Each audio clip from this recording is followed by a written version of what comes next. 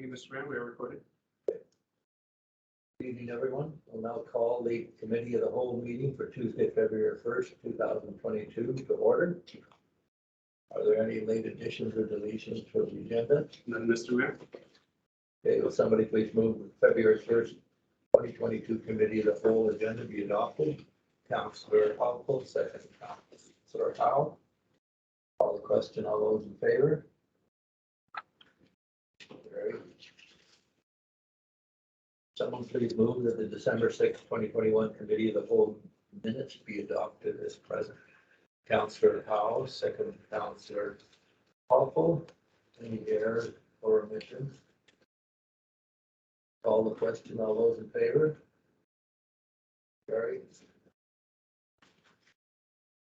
Move to item 5.1, 2022 to 2026 financial plan.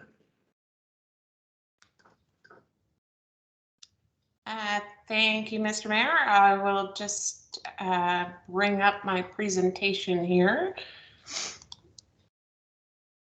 I know I was saying at the last meeting that everybody was, it was the Kevin show and you guys were going to be tired of me by the time this was all done. So this is the start of it, the 5-year financial plan, 2022 to 2026. The plan tonight is to go over the details of the draft operating budget. This is with the goal of having this committee recommend to council that they approve and adopt the budget as presented. If there are minor changes that are requested to the operating budget, these changes can easily be made by staff and incorporated into a draft financial plan to be presented to council for your consideration within a week or so. If there's major changes or a significant number of changes, however, to the budget presented here, it may take some additional time to incorporate those and may delay the adoption of the budget. As you're no doubt aware, the financial plan has to be adopted by council prior to the adoption of the tax rate bylaw and no later than May 14th of each year. You may recall last year that council was able to adopt the budget in one meeting. This resulted in a budget being in place much earlier in the year than typical.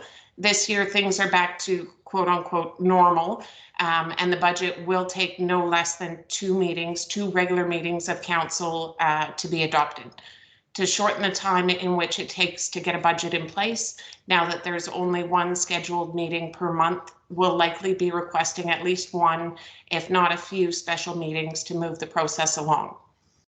You might ask why we're in such a hurry. Well, unfortunately, aside from this, there's a lot of other bylaws that need to be prepared and approved by council that do depend on this financial plan, the tax rate bylaw, as well as the water, sewer, and garbage rate bylaws. As well, depending on how things progress, there may need to be an amendment made to the bylaw to include projects and initiatives that council decides to go ahead with. I'll just pause for a minute and make sure that everybody can hear me okay. Okay, Johnny, thank you. Thank you. So here's what we have on the agenda tonight. An overview of the draft operating budget with some information to understand how it all works, a detailed breakdown of the revenue and expenses by type, an overview of the suggested use of our COVID relief funding, a breakdown of the projects that were started in 2021 and that are being carried forward to 2022, an overview of the draft budget's effects on taxes and utilities, and a discussion on our next steps. I'm happy to answer any questions as we may go. I thought I would see you all. I do not, so just feel free to interrupt me. But it may be easier to wait until the end, see if they're answered first. As well, if you think of things while you're trying to go to sleep tonight, feel free to give me a call or send me an email in the morning, please. If with any questions that might come up later. Depending on how council feels at the end of this presentation, we may be able to get into discussions on the projects and initiatives tonight as well. So the development of the operating budget this year followed quite a convoluted approach. To make the changes clear, I tried to detail as much as possible. I started with the amended budget that you just adopted mid last month. reversed all of the 2021 projects and their funding. From that, we reversed the impacts of COVID, like the reduced interest on our accounts, the lower sales at the rec center, then the ongoing cost of last year's projects, like the maintenance cost of the Memorial Garden and the increased IT subscriptions were added. That gave me a place to start. That's the 2021 base budget. Finally, all of the contractual and inflationary increases were added to the budget, as well as some continuing COVID impacts and a few one-time non-discretionary costs like the election. And as Lauren would say, voila, a draft operating budget for 2022. Start with some background and details, help you see where the budget is coming from. You can see here our organizational structure, reporting structure, the mixture of employees and contractors, as well as consultants and volunteers are shown here in different colors. Exempt employees are shown in purple, union employees in blue, volunteers in red, and contractors or consultants in green. And just to add, I will make this presentation available to everybody and online after this meeting, so everybody will be able to see this as well.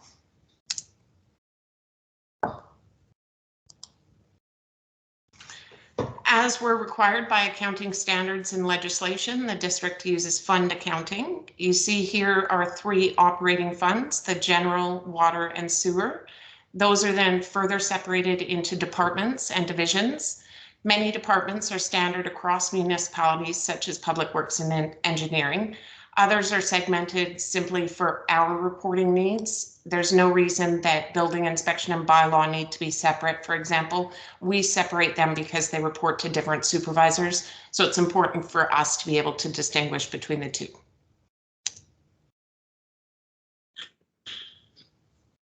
Going through the draft budget, this will help you determine what's included in each of the line item groupings for revenue.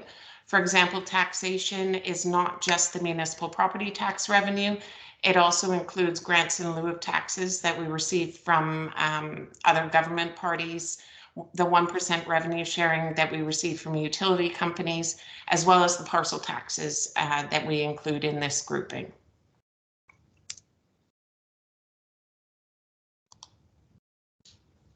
On the flip side, some of the items included in the expense groupings, salaries and wages, for example, is not just what we pay to our employees. It also includes the district share of payroll deductions like CPP and EI, as well as our group benefit premiums. So as I mentioned in the beginning, it was a bit of a convoluted approach to developing this year's budget. This is where it all started. You see the last year's amended budget in the first column highlighted in purple.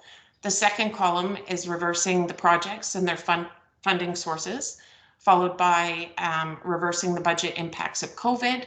The fourth column shows the budgeted uses of the COVID Safe Restart funding being reversed. And finally, the ongoing budget increase from last year's projects. The final column here, shown in pink, is the 2021 base budget, and that's the basis for developing this year's operating budget. You may notice the $161,879 surplus, which again is highlighted in purple in the first column, and the $18,039 surplus highlighted in pink in the last column.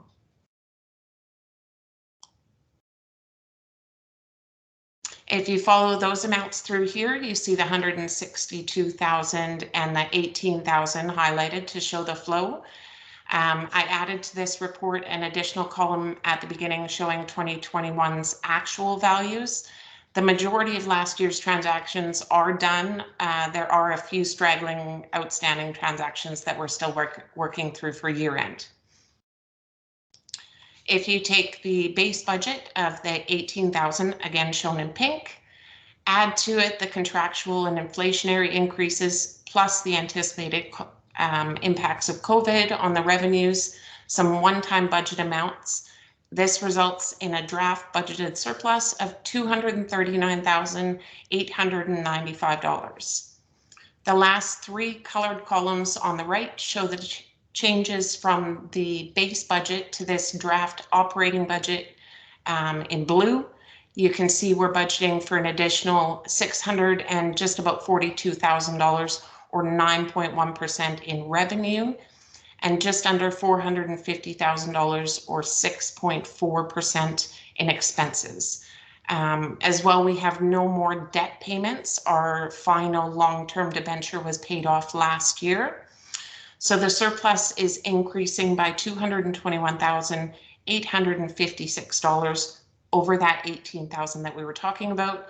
The draft operating surplus following it through $239,895 highlighted there in orange.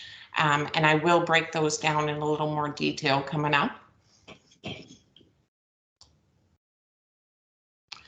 There are a few one-time expenses that we have included in this operating budget. Typically, one-time expenses come a little bit further along in the budget process. Council considers each of them individually. These one-time expenses, however, we are treating a little different. A few reasons for this. The bylaw officer expenses are for employee and public safety and really shouldn't be discretionary expenses. They are, however, one time. The additional insurance costs shown here were already approved by council. Our snow removal budget is usually on track. This year, though, we've spent a good portion of it already with the crazy snowstorms that we had already. And we'll likely need a bit more additional budget come this winter, again, depending on what the snowfall comes this year.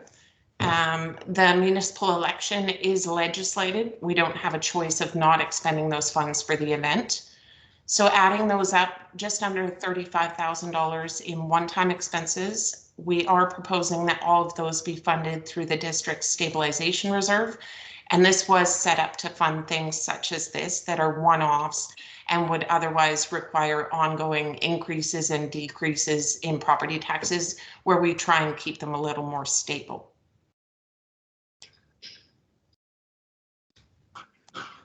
So as I mentioned previously, the district does use fund accounting. This is important because the water and sewer funds are expected to be self-funding. This means that water revenues are to be used for water-related costs, sewer revenues, again, to be used for sewer-related costs. On this slide, you'll see the $240,000 surplus broken down into the separate operating funds. We're budgeting just shy of $86,000 surplus for the general fund, just over $47,000 for the water fund, and just over $107,000 surplus for $107,000 surplus for the sewer fund.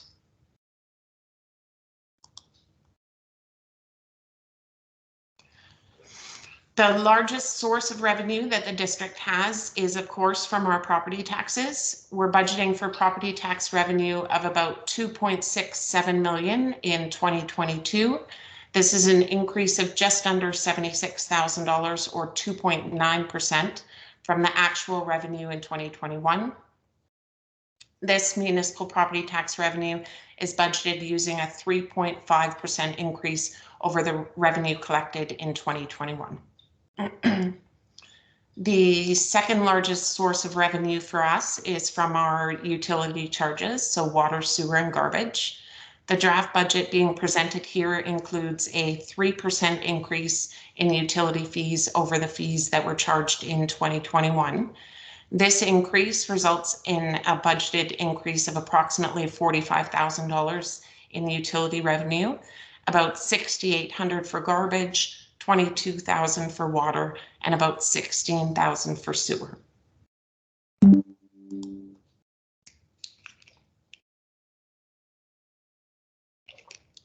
So we are budgeting for an increase in operating revenue for the district, again, of approximately $642,000, or about 9.1% in 2022.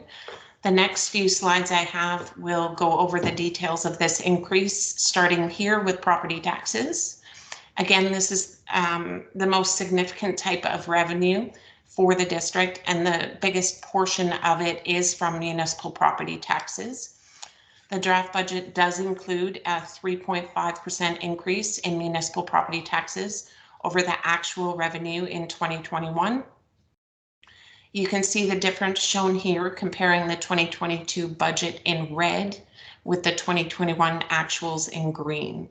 The remaining types of property tax revenue, parcel taxes, grants in lieu, and the 1% revenue sharing are not budgeted to have any significant changes from the actual amounts collected last year. So again, we have prepared this budget with a 3.5% increase in property taxes. Council is of course free to change that amount. It was determined, however, by taking into account BC CPI or BC's inflation rate for 2021, which was 2.8%, and by considering the already determined or committed increases to the district's expenses from salaries, as well as council attendance at conventions such as the UBCM, which weren't anticipated for this year. We do feel that the 3.5% increase is appropriate, and it will give the district a small cushion this year for unexpected or unanticipated emergencies, events, or other opportunities.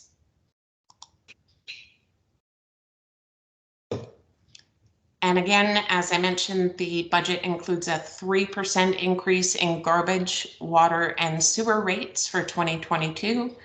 The amounts shown here for these fees are net of seniors discounts. Seniors do receive a 10% discount on utility fees, provided that they are eligible for the homeowner grant. You can see, or hopefully you can see, that we're typically quite accurate in our budgeting for these services. Our actuals are usually just about bang on. There was an increase in revenue collected for connections to the district's water and sewer systems, but we have not increased the budget at this time because it's difficult to forecast if the high rates of development will continue indefinitely or if it's going to be more seasonal, more cyclical.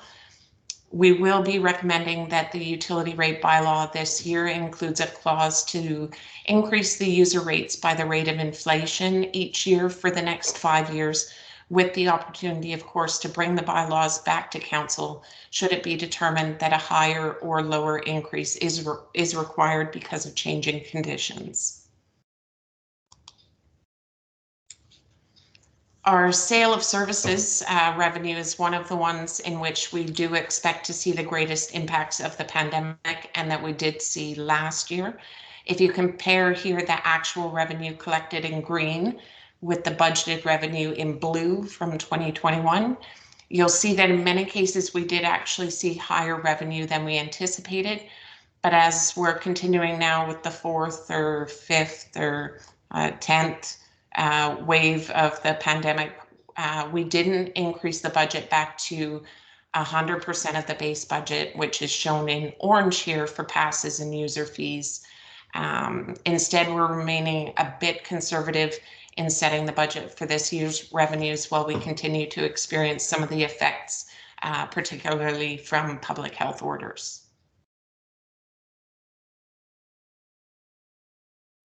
And grants and transfers, it looks like I was out to lunch when budgeting for conditional grants last year, but this is actually quite typical result of budgeting for these. We often budget for projects that would be funded through grants only to find out later that were not approved or that the project wasn't able to be completed during the year. In this slide, it's really only the red and orange lines that show much of value. As you can see, we're not anticipating any significant changes in either conditional or unconditional grants. The 2022 budget is pretty much the same as 2021's base budget. The Safe Restart grant, however, does not have a base budget because it's not a typical part of our operations. We are, however, planning to use some of these funds again this year to help fund some of the costs associated with planning and building inspection, as well as some reduced revenues again.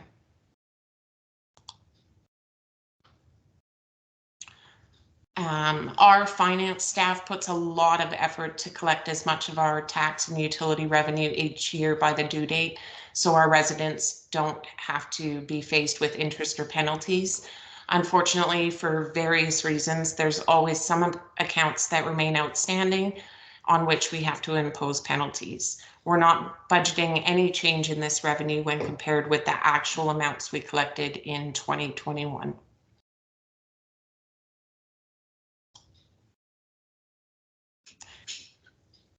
And here it may look like we're budgeting to receive less interest revenue on our accounts than we received last year, but it's a bit misleading.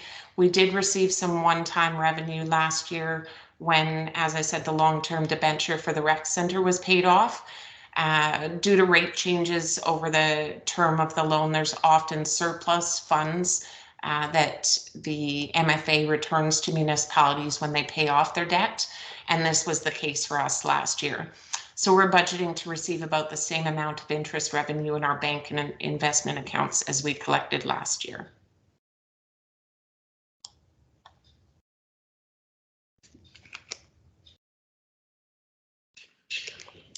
Now, I bet you thought that was a lot of information so far, but here's where we actually get to the stuff that everybody wants to talk about, what we actually spend our residents' money on. Our responsibility as a district is to provide services to our citizens, so it shouldn't be surprising that the greatest type of expense for the district is in salaries and wages to provide these services. This expense makes up about 2.8 million or 37% of the budgeted expenses for the district in 2022. The next greatest expense for the district is amortization, which is the annual costs of us using our capital assets. This expense amounts to approximately 1.5 million or 20% of the budgeted expenses in 2022.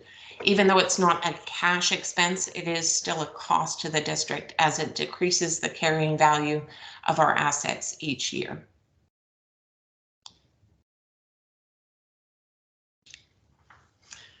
And again, as it's our responsibility to provide services to our citizens, salaries and wages to provide these services make up the biggest portion of our expenses.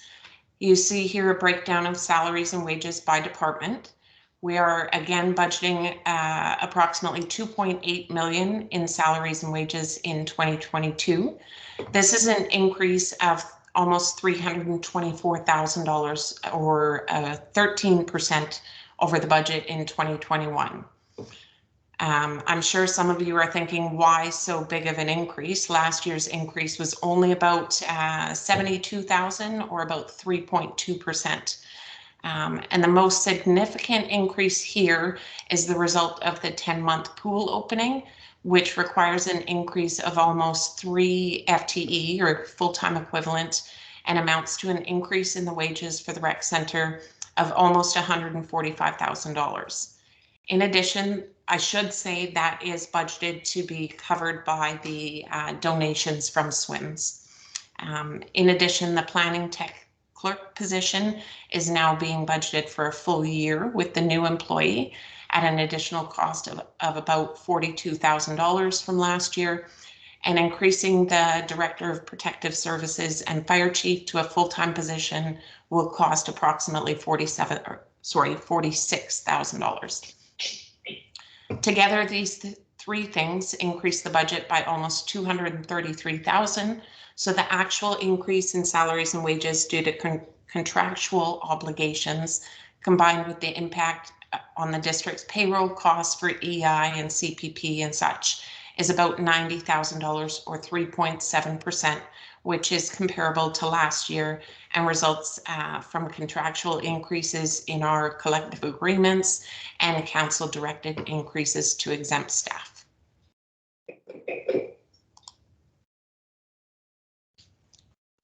Employee expenses, we were significantly under budget in 2021 for employee expenses. It's mainly travel and training for employees and council to attend courses, seminars, and conferences. but we're not recommending that the budget be decreased this year. In fact, the draft budget is about $19,000 higher in 2022. The main reason for this, again, is to budget for all of council to attend UBCM and SILGA in 2022, which will cost approximately $13,000 more than in prior years when we budgeted for only a portion of council to attend, or in the fourth year where we weren't budgeting for council to attend UBCM. The remaining increase of just under $6,000 is due to some of the one-time costs for the bylaw officer that I mentioned earlier.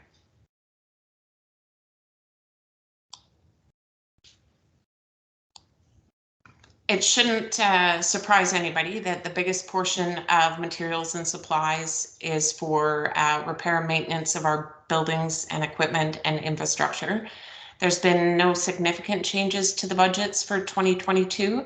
The large discrepancy between the amended budget for materials and goods that you see in blue, the third grouping down in blue, and the actual amounts in green, as well as 2022's budget, which is in red, is the result of removing the one-time projects that were included in last year's budget. This here shows a good example of why comparing one year's budget to another year's is not always comparing apples to apples, and why I've gone through the effort to show the base budgets as well, which don't include these one-time projects. This in most cases makes comparing the base budgets, again, the orange for last year and the red for this year, a little more valuable.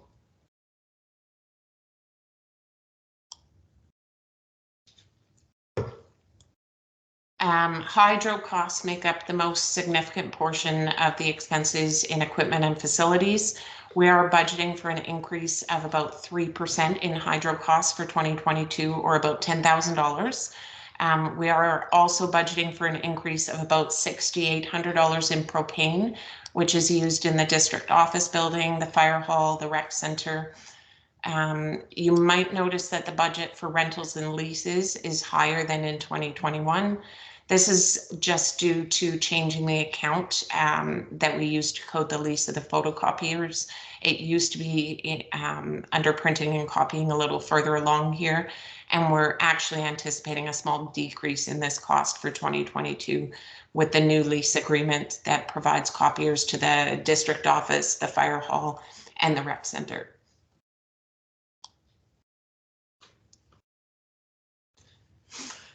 Communications and information includes the cost of all district communications, including our landlines, cell phones, internet, websites, our postage, advertising, printing and copying costs, and our subscription costs for all of our computer software subscriptions. You'll see that subscription costs in 2021 were over budget by about $4,000, mainly due to the need for new software subscriptions for new employees, and some for existing employees who were using software that was extremely outdated and in some cases was no longer even supported. The budget for 2022 overall for communications and information is not significantly different than last year's budget.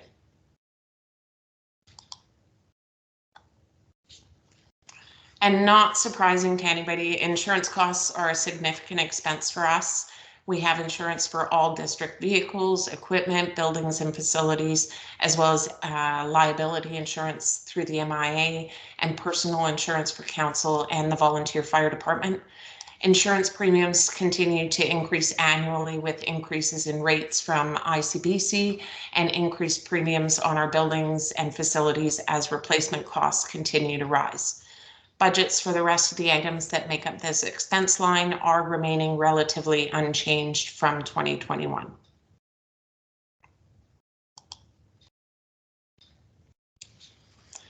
And as a district, we do require external engineers, contractors, and consultants for a number of things, including the oversight of our sewer treatment plant, major construction and repair work, grant writing services, mechanical work, and garbage collection.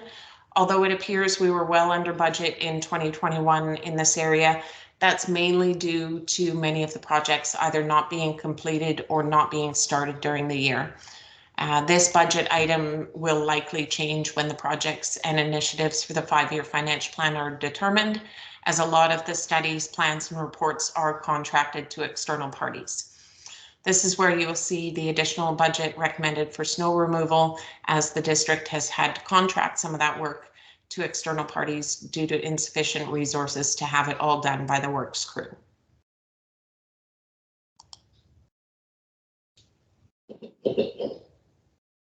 There's no significant changes to any of the budgets in grants, awards, and council expenses, with the exception of including the municipal election in 2022.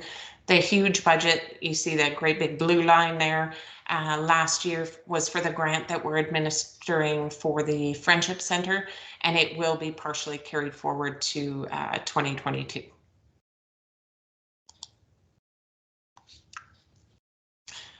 So a new recommendation this year is to remove the annual transfer of $100,000 to the district stabilization reserve.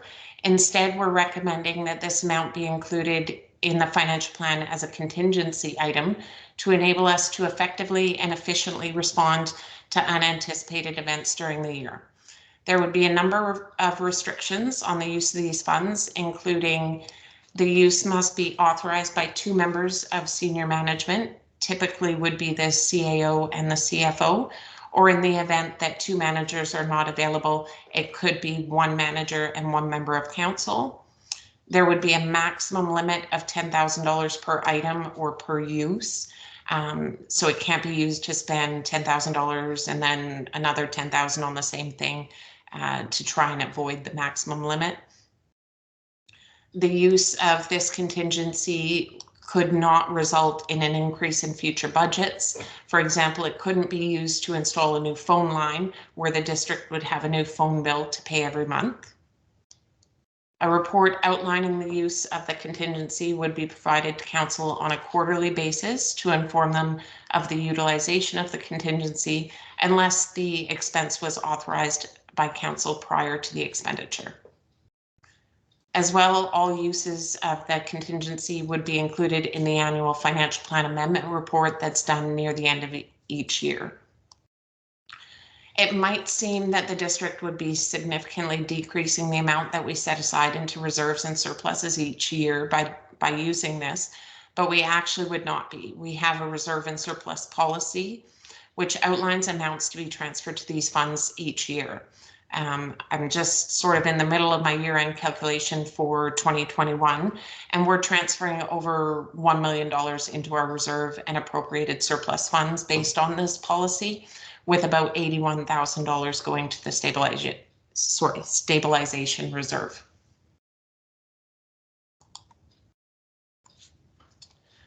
So to put it all in context, the services provided by the district to our community are budgeted to cost each resident about $9.56 per day. This is actually a decrease of almost $1 per day from 2021.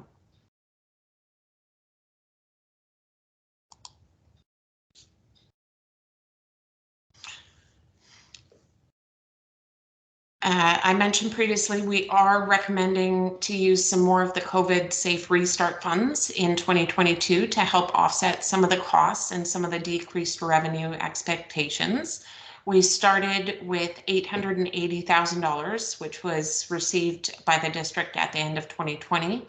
And last year we used $268,308 for various things, including our decreased interest earnings on our accounts, decreased revenues for the rec center and campground.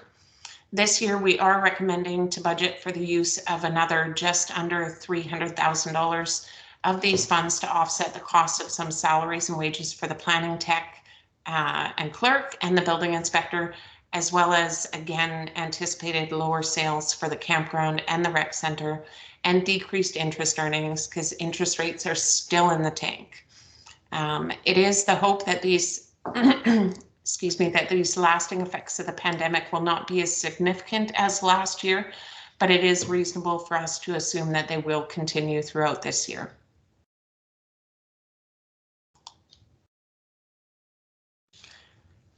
There were a number of projects that were started last year and needed to be carried forward to the budget for 2022.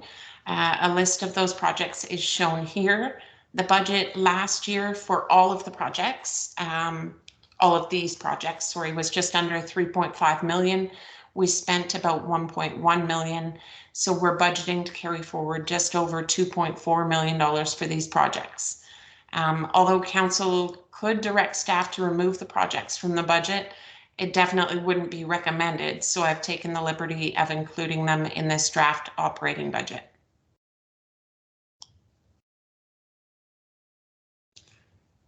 And here is the draft operating budget, the $239,895 in the first column that we talked about way at the beginning of this, and then adding those carry forward projects.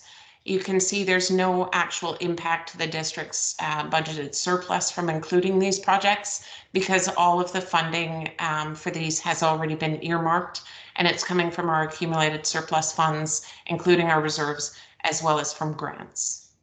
Excuse me, Jody. Yes. Yeah, we have one. Through the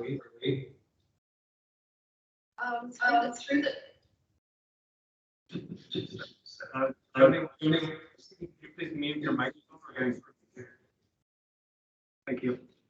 through the mayor to the financial officer, when you have an item in there for road works, is that just strictly repaving and things like that, or does that include the pipes underneath? Like, it seems like we're constantly ripping up Main Street and having contractors do whatever for pipes, so I'm just wondering if that's included in that figure, because it seems really low.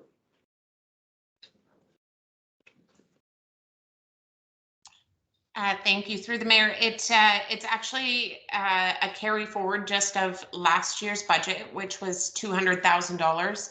The only spending that was done last year out of this project budget was for, I believe it was the engineer to develop the RFP for the roadworks. And I'm sorry, maybe Jeremy can correct me if I'm wrong on that. So it's just a carry forward. If it was, say, for example, a water main break, part of this budget may be used for that, for the actual repairing of the road itself, but it wouldn't be used for repairing of the water line. That would come from a water reserve, not a general reserve. Anything else? No, we're good. But you're right, it's not a large amount. Thank you. Carry on, Jody. Thank you. Just a couple more left to go here, so it's not too bad. So that was a good part for a question. So now that I've like completely overloaded your brains with all the details and all the numbers, and everybody's asking like, what the heck am I talking about? What does it all really mean? So I just want to sum it up for you. The most important thing to most of our community is what it's going to cost them. How much are they going to have to pay this year compared to last year? So as mentioned, the operating budget does include a 3.5% increase in property tax revenue. Based on the assessment roll that we've received from BC Assessment, I've developed a comparison you can see here of last year's property tax for an average single family residence and a property classed as business or other. Based on the current assessment, which is still subject to some changes once BC Assessment decides on any of the appeals that they have. I believe Tracy said when she did her presentation from BC Assessment that there was 10 at that time. So based on any of the changes from appeals, the average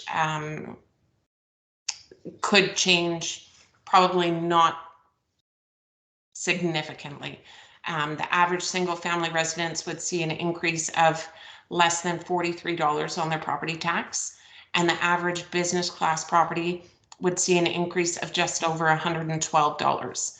So again, these amounts could increase or decrease slightly when we receive the revised assessment roll, which is completed at the end of March, and what we use for our actual property tax calculations. And again, as I mentioned, the operating budget includes a 3% increase in utility fees. This would mean the average residents having water, sewer, and garbage services would see an increase of less than $40 in 2022. If you combine this with the increase from property tax from the previous slide, that would mean that the average single-family residents having all municipal services would see a total increase in levies of approximately $82 in 2022.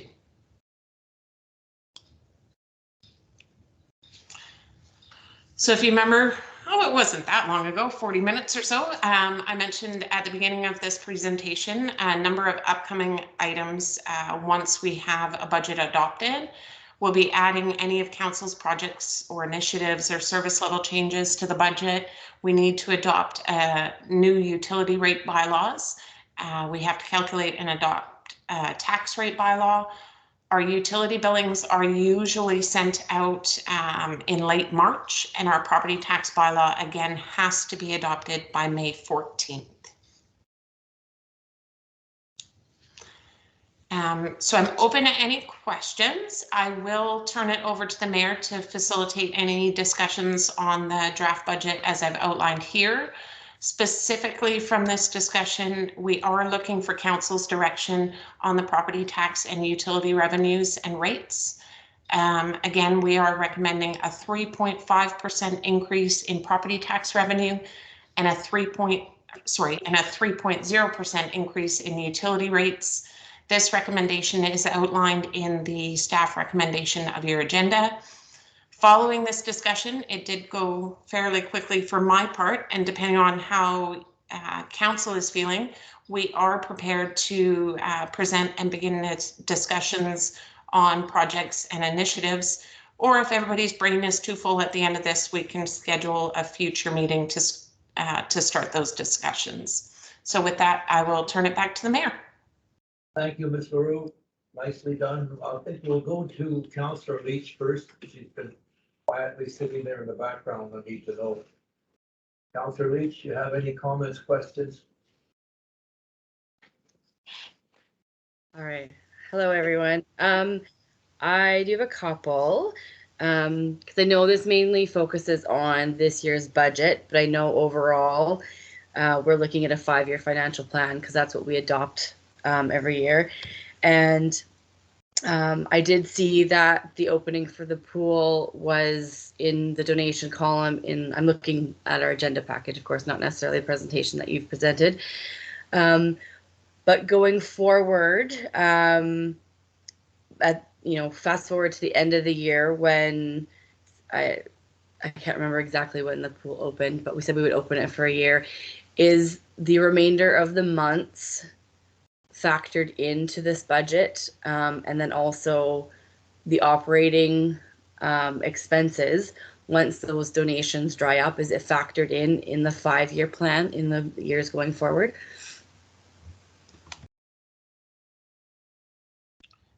Through the mayor, sorry, Kevin, I am trying to find where to stop sharing and I can't find it. But in answer to Councillor Leach's question, thank you. Yes, it is carried forward in the 5-year financial plan. However, it's carried forward in the same format as it is right now. So we would have to come up with that additional revenue, whether it be through property taxes or again through donations. We would still have to come up with that additional revenue in the future.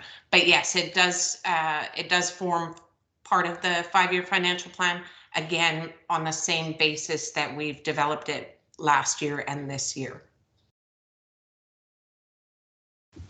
All right. Councillor Leach.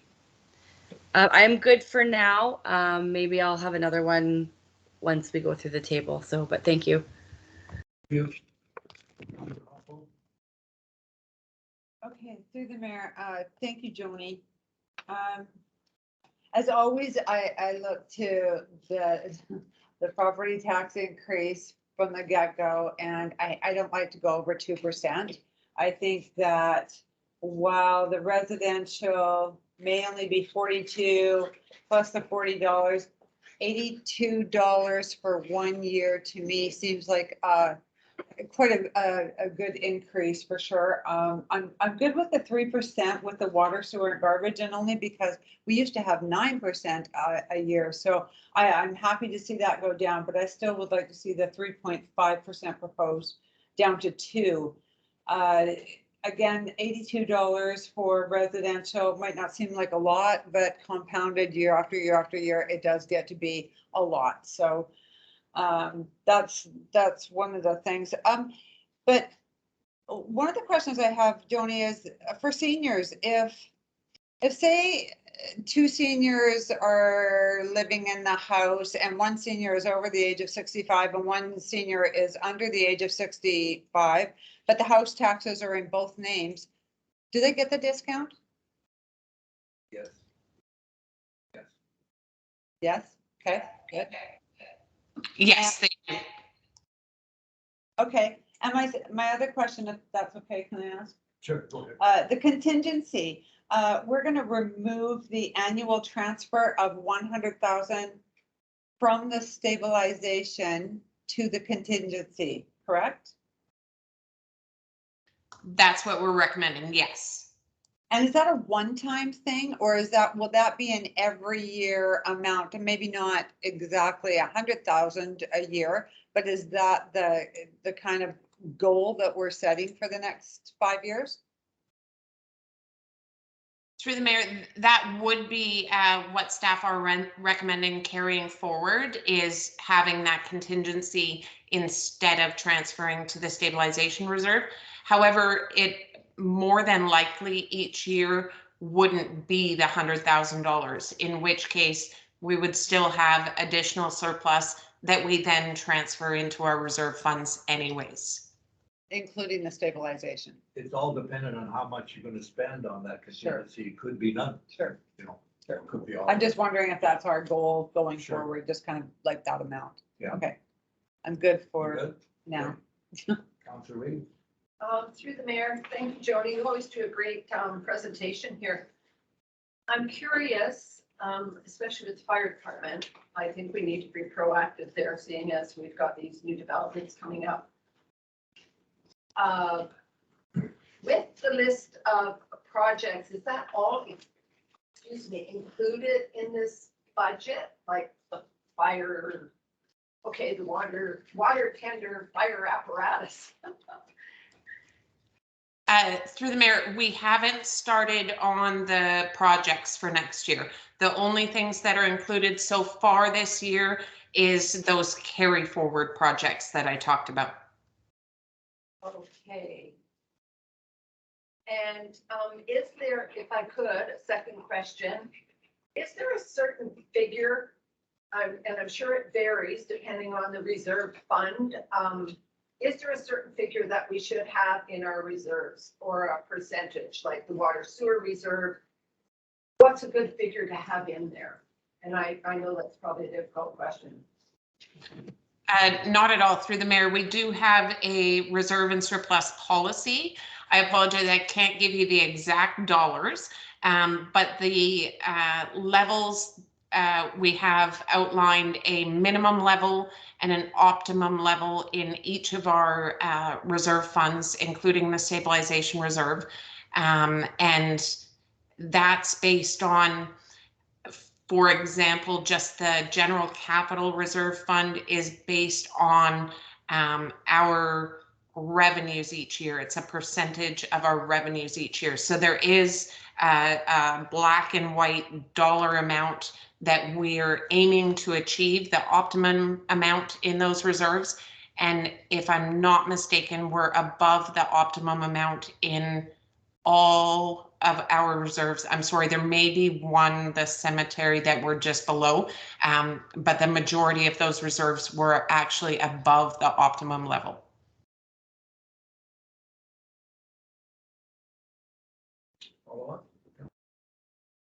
Ms. Ruru, could you confirm what the inflation rate is?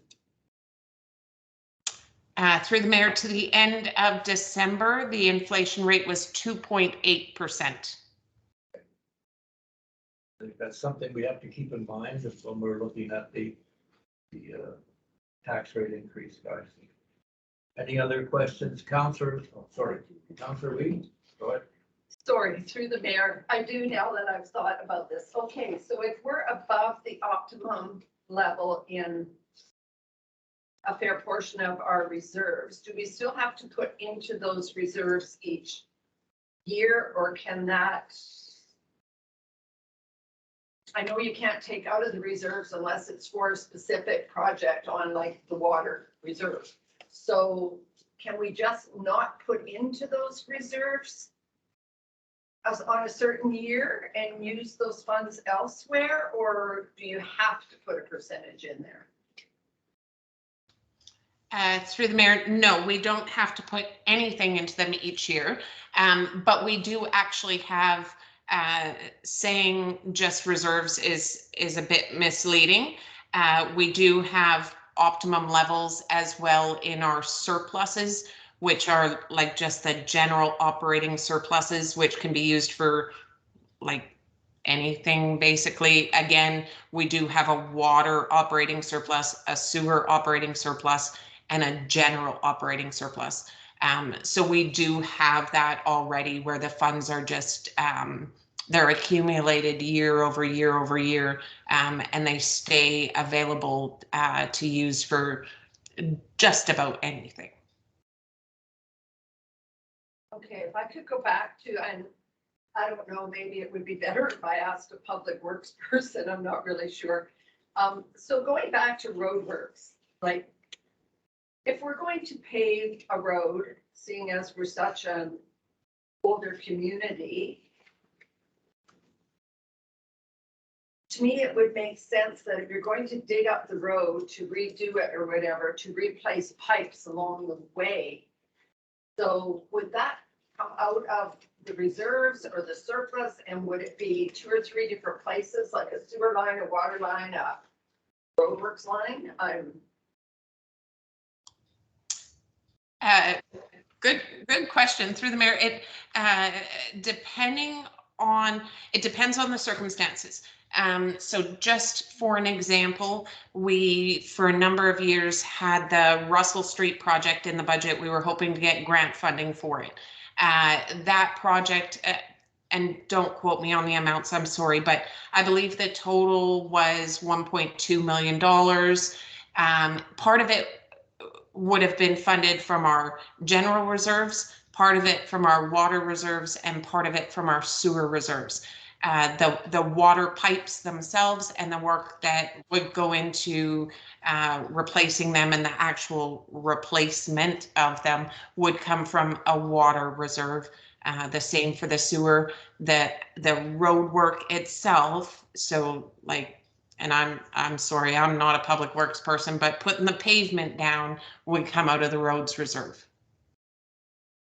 Okay, thank you. Expand on that a little bit. I actually recently looked up that number, so I will correct you. Sorry, it was estimated at the time of the grant application at $1.7 million back in 2018. So it could easily be approaching $2 million right now. And if you look at your reserves, if I'm looking at the right page, you probably can't see it, Johnny. The one that shows unappropriated, appropriated, reserve funds. I'm looking at water and sewer. It's about 1.3 each. So it shows how quickly these reserves can be eaten up with just a single project in one road, which does encompass water, sewer, and road surfacing. That money can disappear like that. So I'd be hesitant to recommend significantly decreasing the contributions to annual maintenance reserves. These grants that are focused on core infrastructure are getting fewer and farther between. They're focusing more on efficiency improvements, improvements to impact on climate and so forth. They're expecting communities of all sizes to getting the game of raising the money for their own infrastructure that is core to the community, the roads, sewers, and water. And we do have that asset management grant, thankfully, a grant for that is in process this year. They'll come back with some very scary numbers for council to think about. This council and future councils, and I'd be hesitant to say that we should be trying to hoard any money for a couple % tax increase when years down the road, we're gonna be hit with having to have some very serious conversations about how on earth are we gonna fund the replacement of this core infrastructure of the community. Okay, I know I'm sort of off track of the financials a little bit, but I just, maybe it's the way my mind works. I'm thinking of the 10-mile slide when the province or the federal or whoever it is that is going to pave that in a couple of years, if it wouldn't be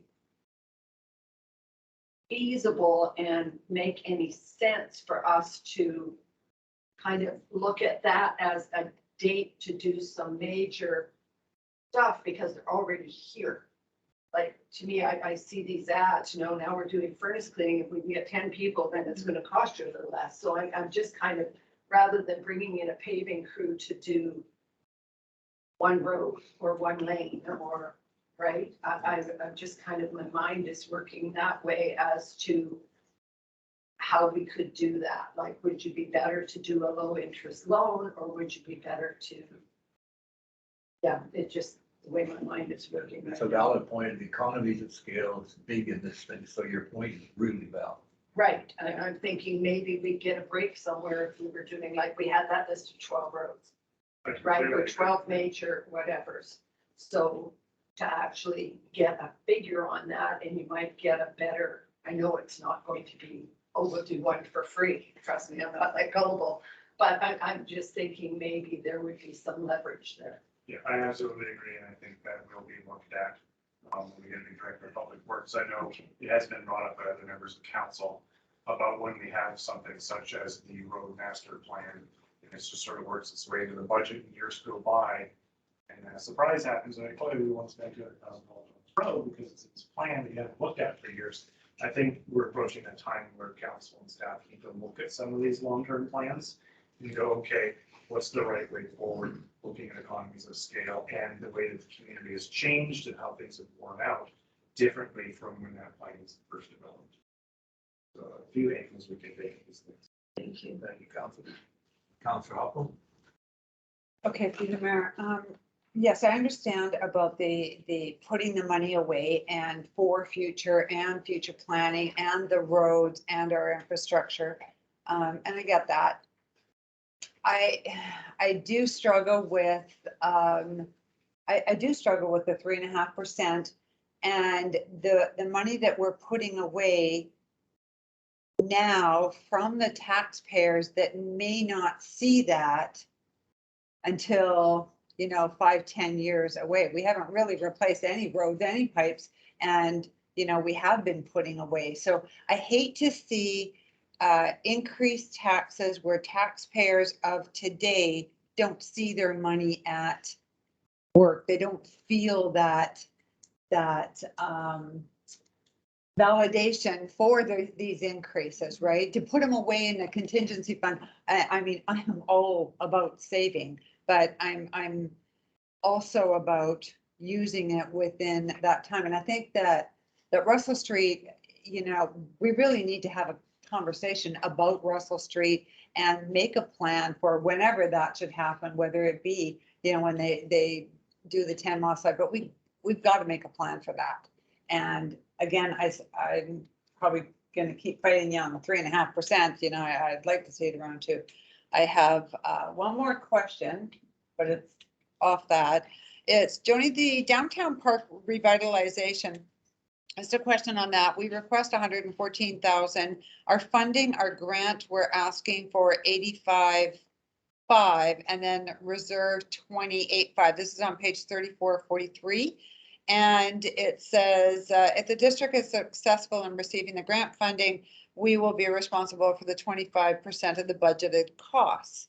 So, but over on page 39, where you see that 114,000, it's not actually spent until 2023. If we get that grant, say we were to, and I don't know when that grant becomes due, but I know we applied for it in 2021. If we were to get that grant, say next month, why would that 114 be in the 2023 plan and not the 2022? Sorry, through the mayor, that was an error. It is actually in the 2022 plan. There was some miscommunication. It was moved to the year, but it was moved back. It is in the 5-year financial plan. It is in 2022. Oh, okay, well, thank you. Well, Good catch, Counselor. If I may add, just as a note of caution from experience, the SLRD utilized their surplus and reserves for a number of years, so they didn't have to increase the tax rate. And they hit a bloody wall. And it's, in other words, listen to what the CAO is saying, you pay now, you pay later. And from my perspective, I know what your feeling is on the 3.5, but maybe think about it like this. It's actually only a 0.7% increase. We've all got to cover the inflation, whether we like it or not. But as I say, I know where your head's going with it, and rightly so, you have that. But just be cautious. I think I'm happy that we don't touch reserves for operating or surplus for operating. I think that's a good thing. Rebuttal? rebuttal is, I would like to see something that, still saying that 3.5 is too high, but I would like to see something like Free Dump Day. And I know that Joni had given me the figures, and darn, I forgot them at home about what that would look like and what that cost would be. But I think that we need to, if we're going to ask for more taxes, and it might only be 0.7, but dollar figure, that's what people care about, is $82 or $80. And I mean, compounded year after year, that adds up. So I think point, but again, hey, you pay now, you pay later. It's up to council what you want to do. And you know, we've got a big ticket item ahead of us, but point taken. I'm just offering you my caution. So, Stu, I had one more point, if I may. okay, We have reserves because the people of this community have been funding it for many, many years, which has actually allowed us to do repairs that need to. So it is an intergenerational savings account, Great, but there is but there does need to be a balance. there needs to be a balance. We need to do something then. We need to show these people that we are proactive in spending, saving and spending their money wisely. okay, I would like to rebut that as far as I'm concerned. With me being on council for the last 3 years, we have been spending it wisely. Right. Okay, just make sure that that's noted. Okay, thanks. Okay, Councillor Howell. Through the mayor to staff, I am just curious, and I don't know if Ms. LaRue has the numbers, but how much of what we paid last year into our property taxes that didn't stay in the community but had to go off to upper levels of government, where, in comparison to what that number was and the number that we got back in grants, is it comparable? Do you have those, Joni? I'm sorry, part of the question skipped out, so I didn't catch what it was. Let's have to rephrase that. It's like the collection of, say, regional taxes, school taxes. Oh, sorry, on our property taxes through the mayor, about 50% of what people see on their property tax comes to the district. The other half goes to school, police, SLRD, TNRD, BC assessment, and the MFA. Okay. And what amount is that in total compared to what we received in grants from other levels of government? Oh, I'm sorry, I don't have those numbers in front of me. That's fine, thank you. Thank you. Councillor Leach. All right. I do apologize. My router battery died and I had to run and grab the plug. So I did miss some of the middle of the debate between Councillor Hopfull and I'm assuming it was Councillor Weeb about the reserve fund or taxes being at 3.5%. So if I'm not grasping it totally, feel free to jump in. But just to go back to that, because we haven't talked about the projects yet, and if we approve those projects, that's going to bring it into this budget, and actually it'll be a higher percentage. Am I correct on that front? Through the mayor, no. The way we have our projects recommended to be funded, it would have no impact on surplus, thus no impact on tax rates or utility rates. Okay, and is that because those projects are being funded from the reserves that we already have? Correct, funded through our reserves or through grants, any of our accumulated surplus or through grants. That clears that up, what I was gonna get at, because I had assumed that those would be on top of the increase for whatever reason. And so I was a bit concerned about that, but no, I'm good now. Thank you. Thanks, Councillor Leach. Any further comments, questions, Councillor Howe? Councillor Howe? Okay. One last time, Councillor Leach? No?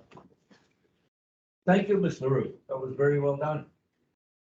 Now, to determine the pleasure of council, putting this tabling this 2022 to 2026 financial plan. I'll read it out. Number one, that the 2022-2026 financial plan report attached to the staff report dated January 28, 2022 be received for information. Mr. Mayor, Yes. for a resolution like this, I would suggest you move them each individually in case there is debate that wants to happen on the second motion. Now, I was planning that. Thanks for the catch on that. Good. Will someone please move? Councillor Weed, second Councillor Howe. Further discussion on item one? They're hearing none. I'll call the question. All those in favor? Carried. Thank you. Will someone please move that the committee of the whole recommends to council that the 2022-2026 financial plan be adopted? This one can continue through today. That's what I was going to put. Okay. And that committee of the whole recommends to council that the 5-year financial plan include a 3.5% increase in property tax revenue. And further, that the committee of the whole recommends to council that the 5-year financial plan include a 3% increase in utility fees. Councillor Weed, who seconds? Councillor Howe, further discussion. Again, I would like to say through the mayor that I think that we should at least consider a 2 or 2.5% increase. I think that the residences, the businesses alone have had a hard time through COVID. Another $112 per business plus their utilities is significant. And it might not seem like a lot, but again, the cumulative effect year after year is hard on people. And 1% is not going to make a bit of difference, but I think it also will aid in letting people know that we're conscious of how high our tax increases are. And I think that's important to remember to people. Okay, thank you. Councillor Howe? What would the impact, sorry, through the mayor to staff, what would the impact be of a decrease, well, not a decrease, but property tax at what are you? Even 2 or 2.5, I think it's about 23,000%. What would the impact to our budget be if we were to do that? I'll answer first the CAO and let the CFO give a more accurate financial response. It would be an effective decrease in revenue because it's less than inflation. So we would have to look at areas of cutting. We could decrease reserve funding. We require changing the policy, which is going to be a project in itself for council to consider. But ultimately, both short-term and long-term, it would be down to council deciding what services it wants to come. Either staffing or a particular service line or enforcement, fire protection, public works, something would have to be cut. Because it is, without anything lower than inflation, is a reduction in revenue, which means we entered a shortfall. And before I pass it on to Councillor Leach, if I could say, we've been pretty good the last 2 years. We weren't very aggressive with our tax rate increase. I really feel like we've got to give this consideration. We've got to keep our momentum going. Councillor Leach, you're next. Thank you, Mary Bessie. I am absolutely against collecting anything lower than the 3.5 recommended for a couple of reasons. One, to decrease any reserves is absolutely foolish in my opinion. And our community, not only the businesses, but also the residents and the people coming here to do business and to vacation here, etc., deserve a downtown core that functions, and also one that the infrastructure is working properly. Our citizens, and I understand Councillor Hopfull's worry and her worry about seniors, and I understand that completely. However, our citizens are crying out for our service levels to meet a standard of professionalism, and some of them right now are not. So that's the one argument. On the other hand, I understand that the cost to seniors is hard, but one of the ways that we are combating that is through the development services and approving the seniors housing the Riverview development that creates homes for seniors. That's going to give them an option that if they cannot afford to age in place in their family homes, they now have or will in the future have an option to plan to downsize, potentially profit off their homes, and still age in the community. So I think that all of these things that we are doing, they're all little pieces of the puzzle, and we are not flat out increasing taxes and leaving our citizens high and dry.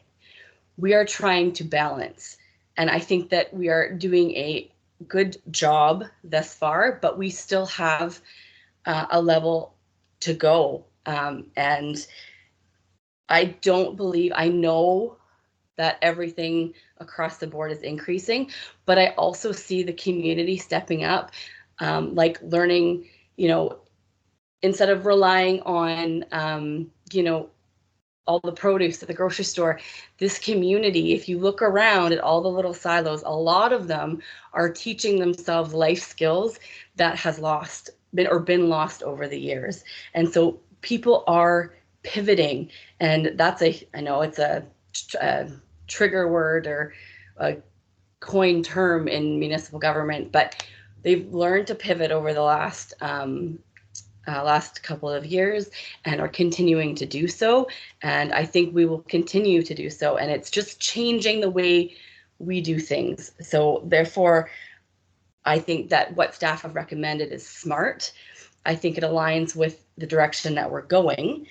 And then also just as a side note, when Councillor Hopfull stated that businesses have been hit hard, yes, some businesses have been hit hard. However, I know of a couple businesses in this community that had their best year over the last 30 that they have been in this community. So I have a blanket statement that all businesses are hurting is absolutely inaccurate in my opinion.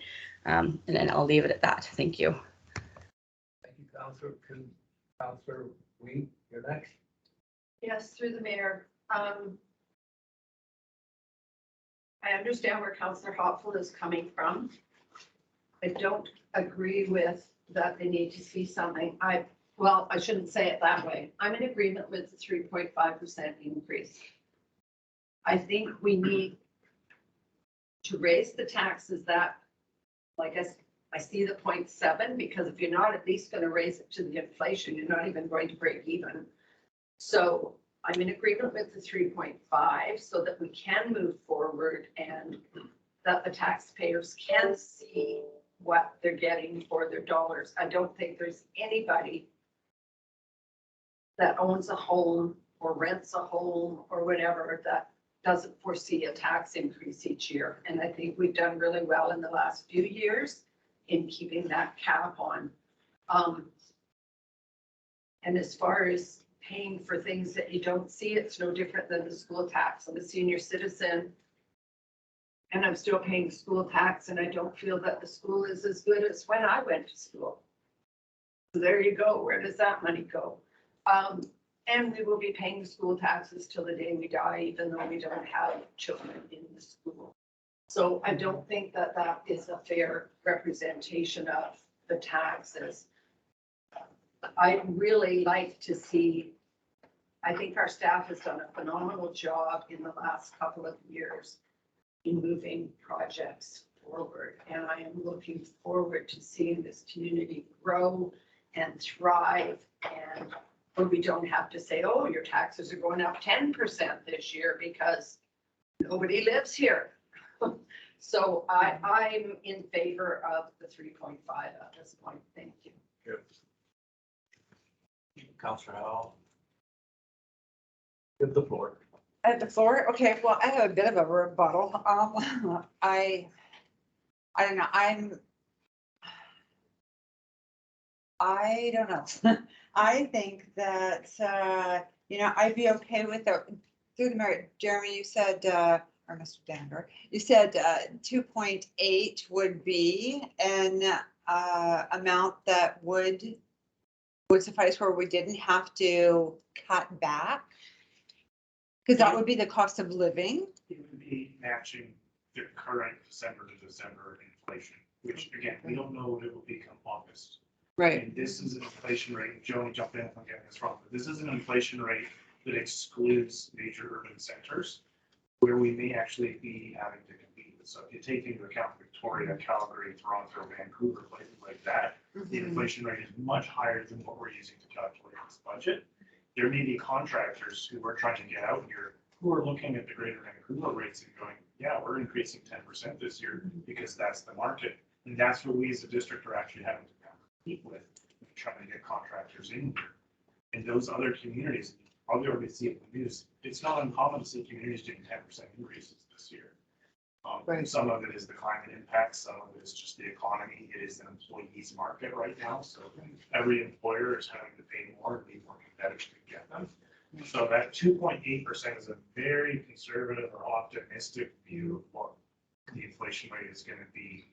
And so to meet that bare minimum means hopefully, knock on wood, we're going to be able to afford the services and the contracts that we need to run this town this year. Building in a bit of buffer above that is smart because we don't have a crystal ball. Rates could continue to go up and up and up throughout this year, and then to be left in the lurch, unable to afford basic things like contracting to do a water main break repair, and we're diving into reserves to try and recover that. We're taking out debt, which is going to cost everybody. So if you don't want to live on credit cards.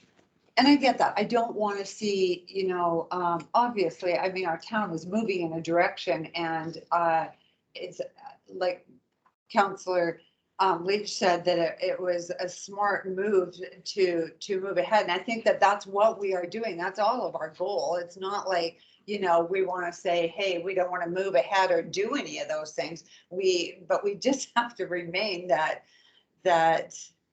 this town is affordable, and it is, when we're talking 1%, it's not like we're saying, oh, hey, we're not going to be able to pave the roads. We're not going to be able to do the water lines. We're not going to be able to, that's not a realistic statement. We're just trying to keep it within an affordable place for people to live too.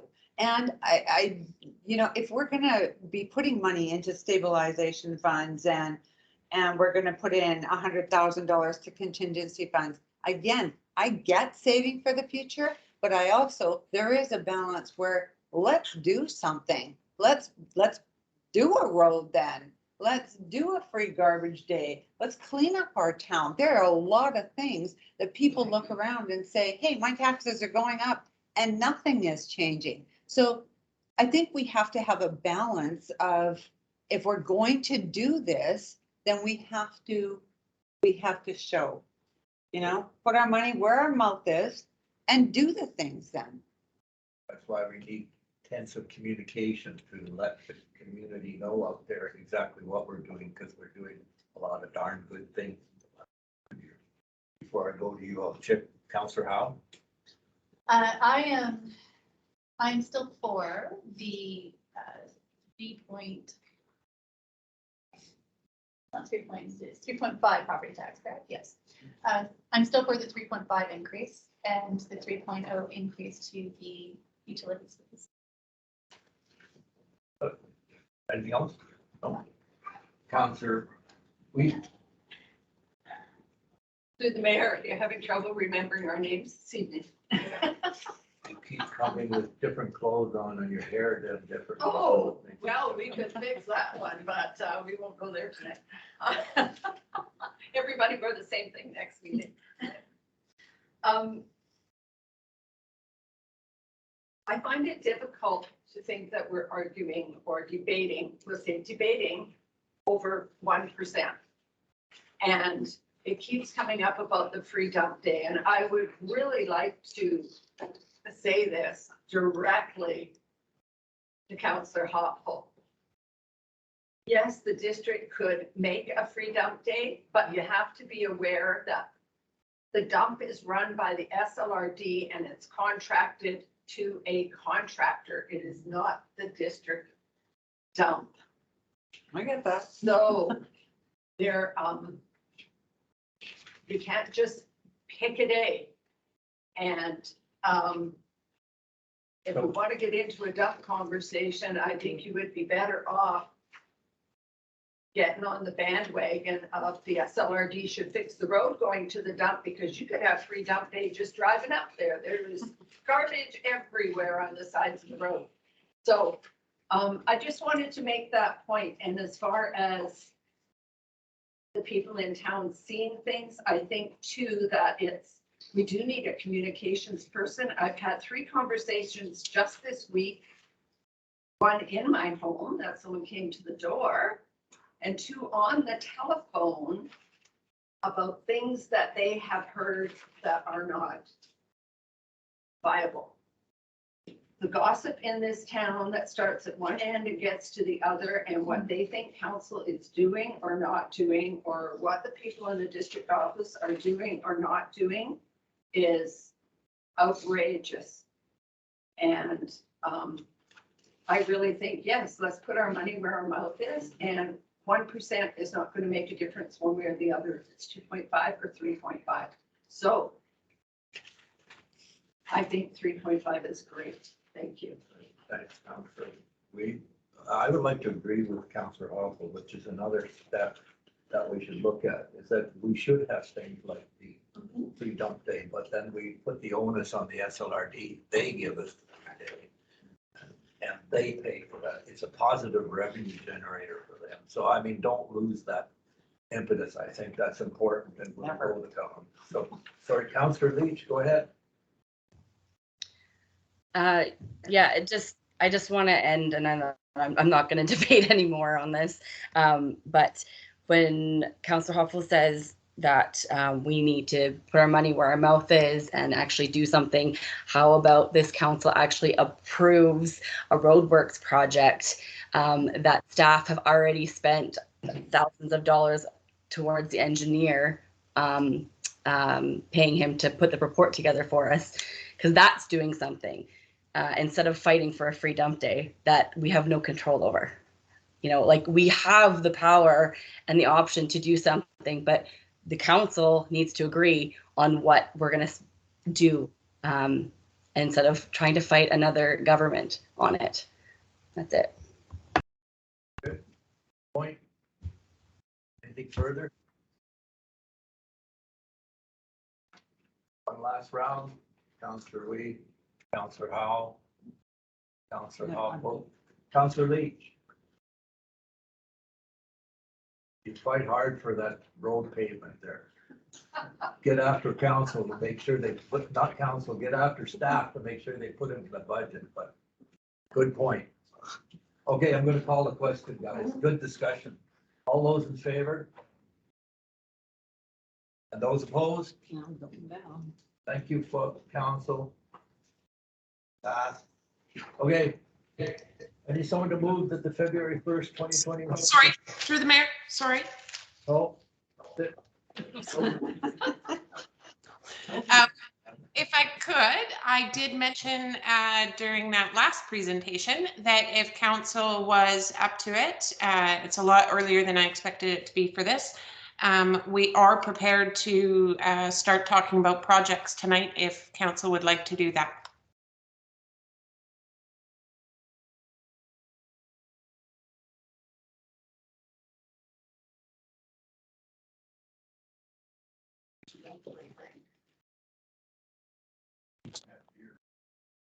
Mr. Mayor, you're on. Thank you. Councilor Leach, you there? I'm here. Ms. LaRue, are you there? Yes, I am. Thank you. Okay, thank you. Recess is over. Carry on, Ms. LaRue. You have 4.5 minutes. This part will be quick on my half. Council's discussion may take a little bit longer. So projects and initiatives, again, there's not a whole lot to this. It's more up to council discussion. I'll just briefly review the projects that we're carrying forward. This year's projects and initiatives are estimated surplus and reserve balances, and a quick look at the 5-year project listing. So again, there's a number of projects that we started last year or we committed to last year that haven't been fully completed. These projects and their carried forward budget amounts are shown here again. We're recommending a total of $2.4 million be carried forward from the 2021 budget to the 2022 budget to complete these projects. I'm not going to dwell on these projects as, again, although you can certainly request that a project be removed, it's not necessarily possible if there's already an agreement or contract in place, such as for the asset management plan, or if the project's in the middle of construction, like the refrigeration plant at the rec center. We are trying to focus our efforts this year and limit the number of projects that we're trying to get done. As you know from before, there's a number of projects that weren't completed last year, so they require time and effort from our already thinly stretched staff, and trying to add a ton more projects is just not feasible. You can see here there's only 15 budget requests for this year. Some of them require very minimal effort on the part of staff, such as maybe purchasing some furniture. Others, such as the zoning bylaw, will be the focus of some employees, i.e. Kevin, for the next few weeks or months even. The vast majority of this year's project requests are recommended to be funded through the district's accumulated surplus. Our accumulated surplus includes unappropriated surplus, which is the accumulated operating surpluses throughout the years. That's where I was mentioning before, can be used for just about anything. It also includes our appropriated surplus. These are funds that we've set aside for specific uses. For example, up until this year, we had the funds that SWIMS donated for an extended pool opening. We've since returned those funds in a way as part of this 10-month opening, but that's an example of an appropriated surplus. And then we also have our reserve funds. These are statutory reserve funds, and they've been set up according to legislation. So that would be our land sale reserve, our water and sewer capital reserves, those type of reserves. Here you can see the district's estimated unappropriated surplus at the end of 2021 is just shy of $1.4 million. We're budgeting to add $237,000 to this surplus from the general water and sewer operating fund surpluses. That's that $236,000, I think it was $985 that was highlighted in orange. Sorry, $895. And we're budgeting to use $24,000 of this for project funding. Included in this funding are the carried forward GIS training and the water meter program, as well as the new request for iCompass trackers. In the district's appropriated surplus, we're estimating a balance of $951,000 at the end of 2021. We plan to use $154,000 for projects and initiatives in 2022. This includes the Carry Forward Bridge River Lillooet Legacy Trust project. Say that 5 times really fast. The remainder of the fire training site development, the needs assessment for the water treatment plant, and the completion of the wastewater treatment plant review. New projects to be funded through these appropriated surpluses are the furniture replacement that I mentioned, council requested communication support professional, the required training for public works employees, the repairs to the fire department's radio repeater, and the medical first responder training for our volunteer firefighters. And finally, the district's reserve funds. You see the estimated ending balance for last year is about $7.4 million. We're budgeting to add $626,000 to these reserve funds and to use about $1.45 million for projects and initiative. The carried forward projects include finishing the painting of the district office, various road repairs and maintenance according to the priority plan. This is where we were speaking earlier about road repairs that were necessary. The budget this year is slightly less than $200,000 as a carry forward from last year. This would allow us to get, should we need some more engineering done for an RFP or something, that's where this would come in. And then should it come up that the road repair is going to be, and I'm sorry, I'm just throwing this out there, $1 million, that's when it would come back to council for a decision on additional funding and where that funding source would come from. So sorry, that was just a little aside note.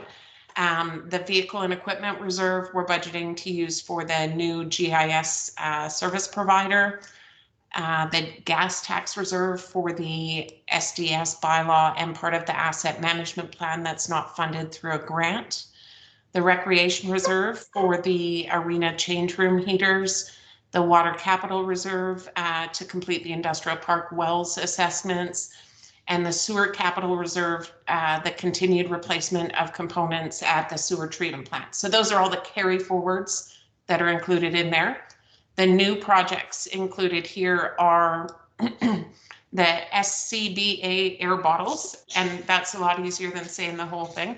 And the equipment for the SPU trailer at the fire department, the new water tender fire apparatus and the new Olympia ice resurfacer, the zoning bylaw and the district's 25% share of the downtown park revitalization that was mistakenly entered in the 5-year plan in 2023. It is in 2022.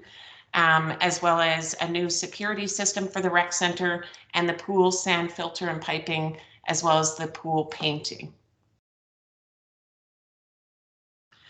I did have a request from one council member that council go through each project individually and allow the opportunity to discuss them individually, one by one.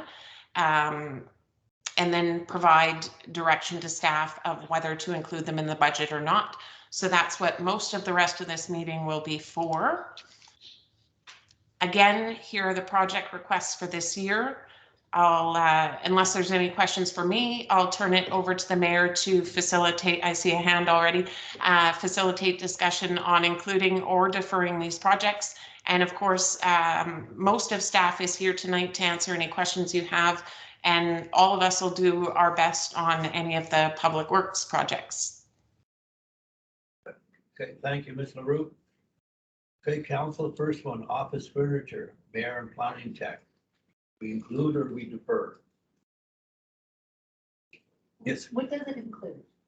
What- I don't know. The mayor's desk is currently held together with duct tape. And the mayor's chair is still got, I won't say. Yeah. Are we replacing the chairs in the boardroom as well? Because they are looking rough. That hasn't been planned for. Yeah, the clerk has a desk that's half the depth of a normal desk, is something we've scrounged from the basement. how we do it. And it's pretty hard to look at plans when they fall behind your desk. But I'm quite amenable to deferring the mayor's portion to put proper chairs in the chambers, that's for sure. That's my, but I think, planning, we've got to put a proper desk in there, so. Okay, pleasure of council. If I could interrupt too, I'm sorry. If for more description on these projects, page 34 is where they start in your agenda package.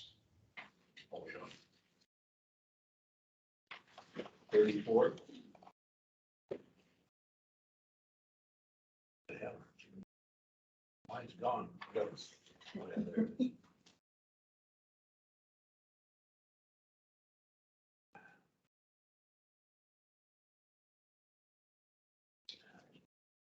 Mayor Bussey, may I ask a question quickly before we get into the projects?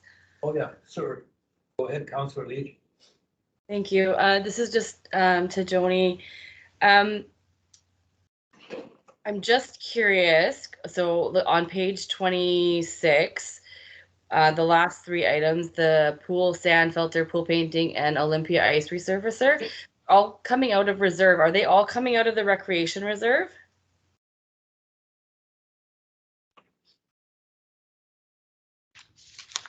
Sorry, I was looking at the wrong page 26. Oh, sorry. The funding for new projects. Yes, sorry. The Olympia would come out of the vehicle and equipment replacement reserve. The rest would come out of the recreation reserve. Okay, that answers my question because I was just adding the numbers up. Looking at the recreation reserve and then the 2022 project funding, it didn't quite add up for me. So I was just curious. Thank you. Hey, guys, let's not spend too much time on this office furniture. We're gonna do other stuff. I'm fine with it. Okay? I'm good. Buy Compass Trackers.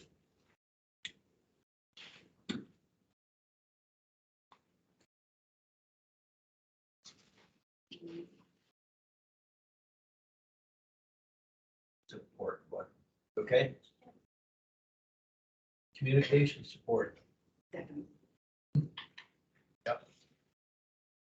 Ferb, keep. Good? Counselor Leach, you just jump in when you want, okay? All right, thanks. Okay. Zoning bylaw.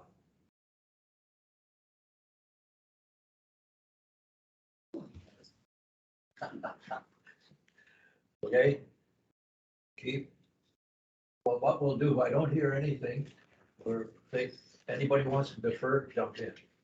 Yes, Counselor. Can I bounce back just to the communication support for just to make a comment on it and Sure. actually get Mr. Deniger Sure. to comment on it? So one thing I think about when, and it goes back to, rate increases and what I said about, just anyways. If you look at what's happening with Russell Street right now, I asked Mr. Deniger, like, why are we ripping up, or Shaw Cable is actually the ones ripping up Russell Street right now? Why are we not coordinating that with redoing Russell Street? Because that would save us money.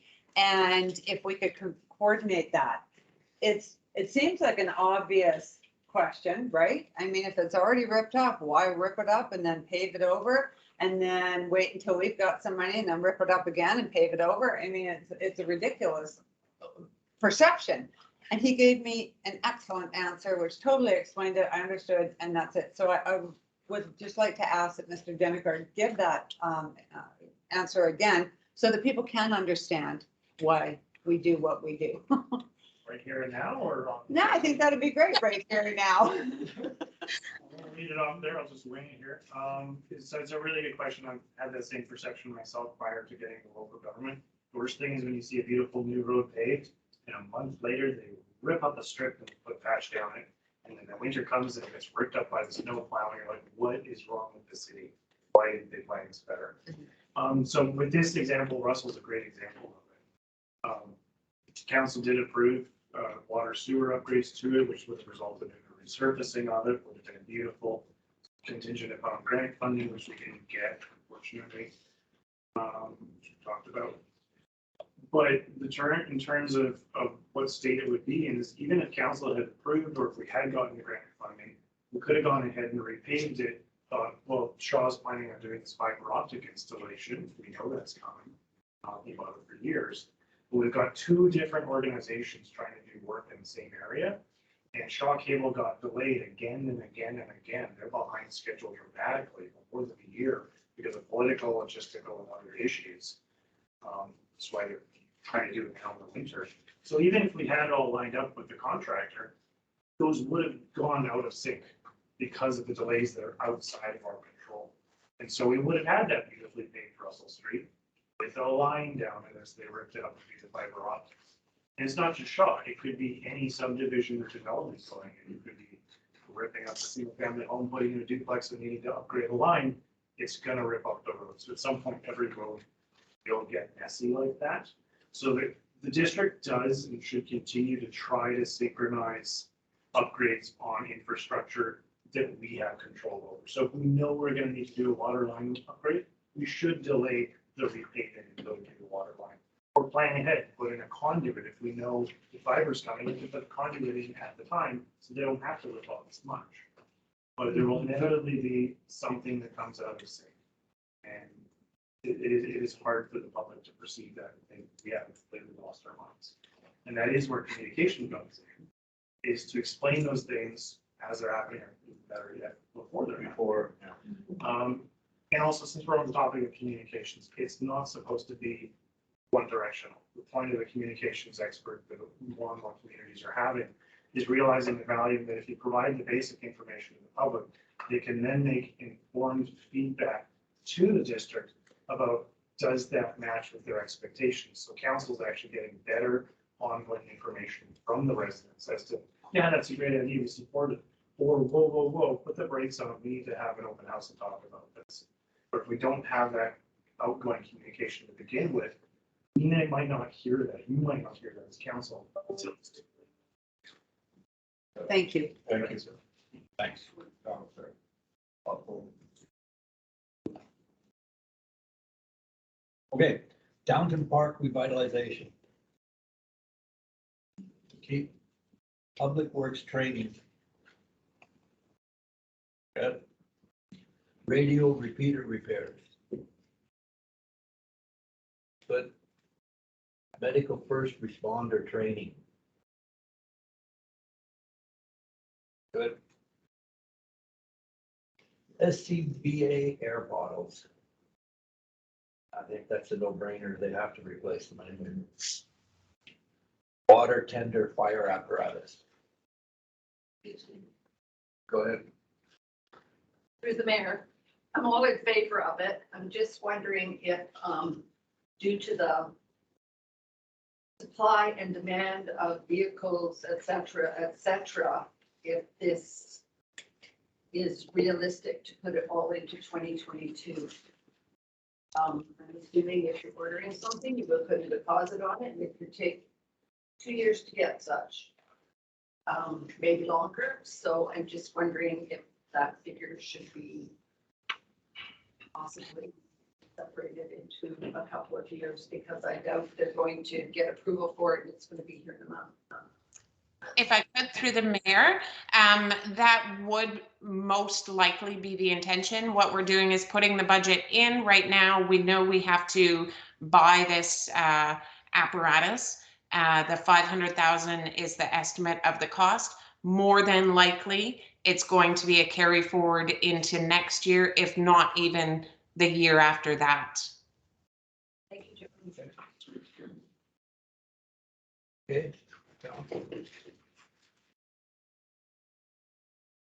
SPU equipment.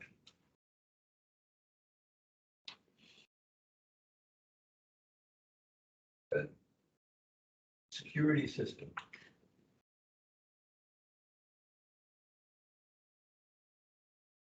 Right. Pool sand and filter and piping. Okay. Pool painting.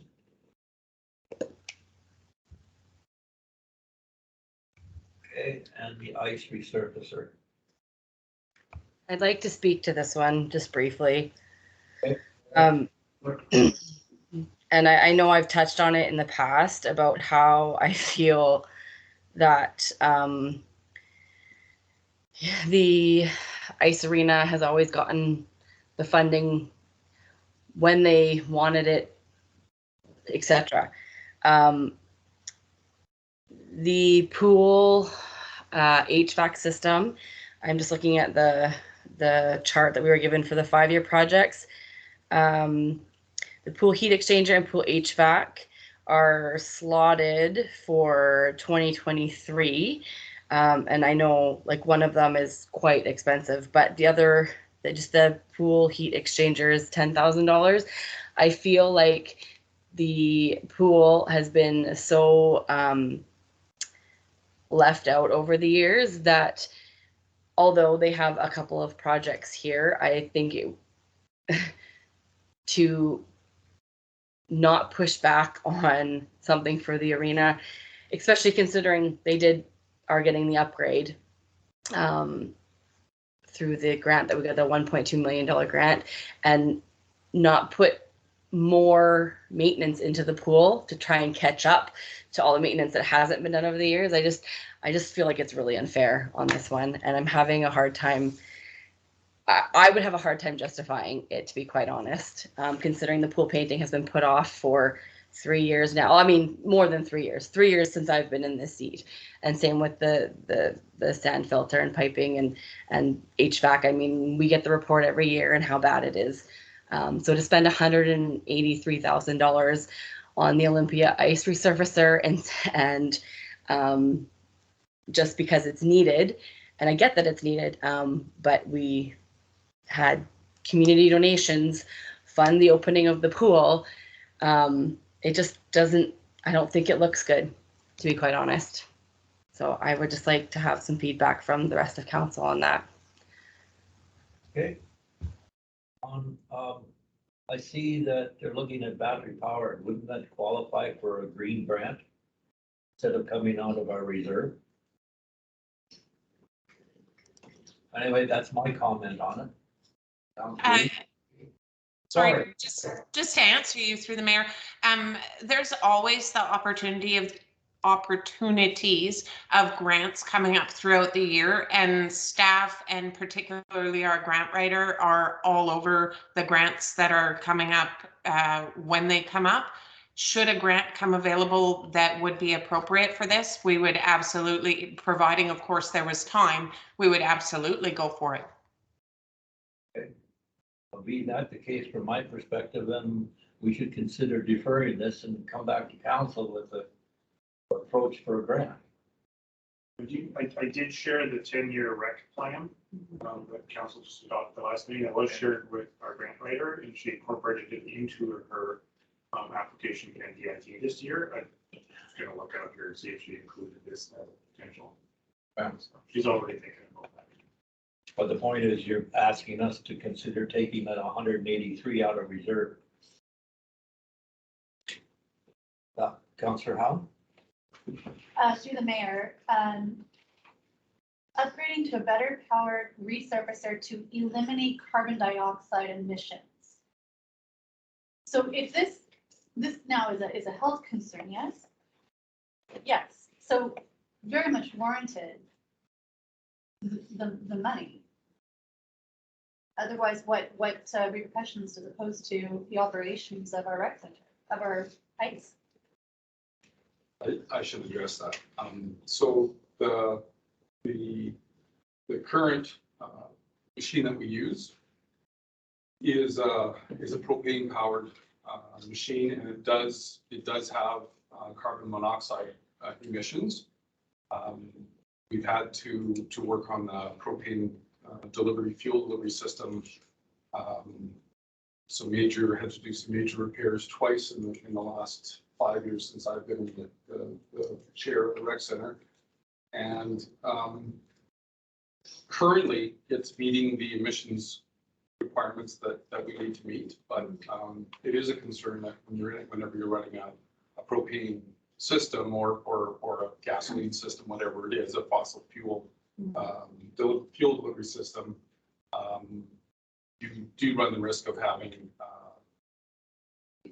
elevated carbon monoxide emissions. We have a carbon monoxide detector in the rink, so when levels are elevated, we're made aware of it. But it's preferable, obviously, not to have any carbon monoxide in an environment like that. Thank you. Good. And then we have the decreasing of the operating maintenance and propane costs. So we see the cost of the resurfacer, but then if we equate that to the actual operating maintenance and propane costs, I would suspect that brings the number down considerably if they've had to repair it numerous times already. So just two reasons why we might want to strongly consider what is being requested. And the third is, I'm curious to know I understand that the revenue that we bring in from the rec center is never going to fully cover the cost of the rec center. But when we look at the money that the ice is bringing in versus the pool in order to sustain itself, how is the ice doing? Do we know? I can answer it. I don't have specific numbers for that. For each of them, I would speak to it more on a historical basis than I would. This year is an exception because of all the fundraising that was done by Swims, but in years past, I would say that the pool has not raised or has not paid for its expenses. And it's only been open 3 or 4 months of the year, so these things are proportional, but there's been a loss in operations of probably 40% in terms of, and I'm just talking revenue and expenses. I'm not looking at overhead for administration, that kind of stuff. And in arena, if you take out the other overhead and capital projects and so forth, the arena most years comes pretty close to breaking even between revenue and expenses. So to be fair though, the pool, we're talking $20,000 on a 3 or 4 month operation. So it's not, and it's certainly not out of line with what a facility like that would how it would work in any other community. Thank you.